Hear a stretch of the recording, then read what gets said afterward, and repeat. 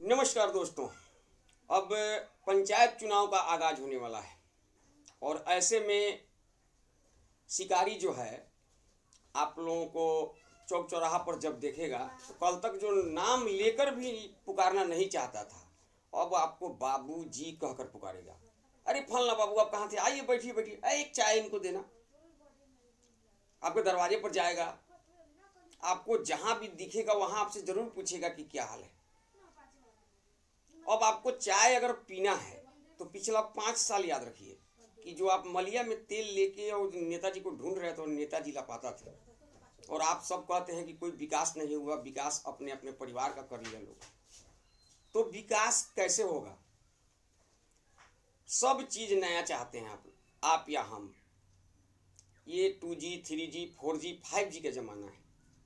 आप अपने बच्चे को पुराना मोबाइल था तो उससे नया दिए, अभी 6G आ गया, आपका बच्चा उससे 6G ले लिया।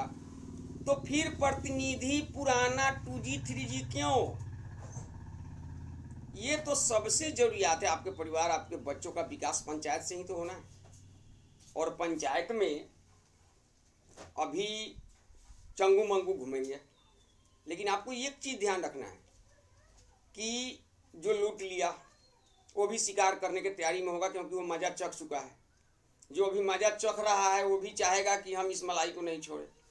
अब फैसला आपके हाथ में है। लास्ट टाइम में जब वो कहेगा जात पात या आपको मुर्गा खिलाएगा, 500 रुपया दे देगा, 5 साल आपको इतना गाली देगा, आप दरवाजे पर दौड़ते दौड़ते आपका चप्पल खिया जाएगा, लेकिन आपका बात नहीं सुनेगा।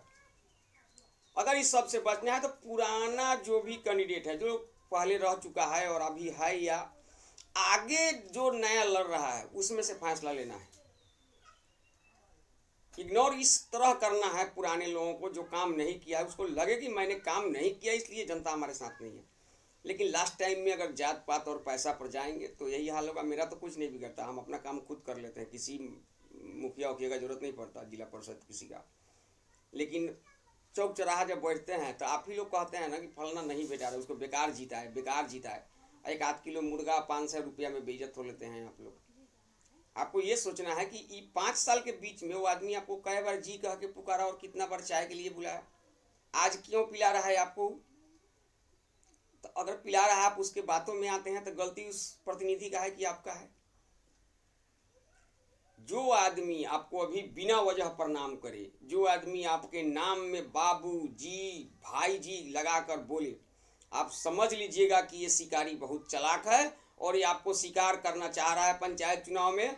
और आपको बहला फुसला कर अगर उस शिकार कर लिया तो आने वाला 5 साल आपके हाथ में होगा कटोरा, कटोरा में होगा सरसों का तेल, और नेताजी को ढूंढने के लिए आप निकलेंगे कि नेताजी का मालिश करे। 5 साल आप मालिश करते करते रह जाएंगे, इसका कोई नतीजा नहीं निकलेगा।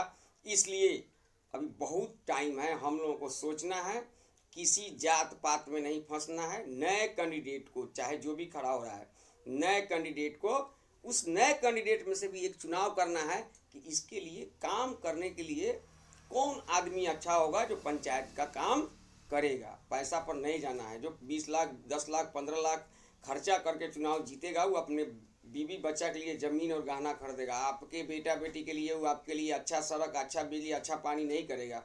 आपको वो लड़ाई से निकालेगा नहीं। आप दोनों भाई को लड़ा कर एक भाई का थाना में पैरवी करके दूसरे भाई को ब्याज पर पैसा दिलवा के और मैनेज भी करा देगा, उसी में से वो 25-50 हज़ार कमा के। इस चीज़ पर ध्यान रखना है। और बाकी तो मतदाता से ज़्यादा समझदार कौन होता है, और बहुत सोच समझ के फैसला लेना है। अभी काफ़ी समय है, पुराने के बारे में तो सोचना ही नहीं है इस बार, क्योंकि अब 6G का ज़माना है।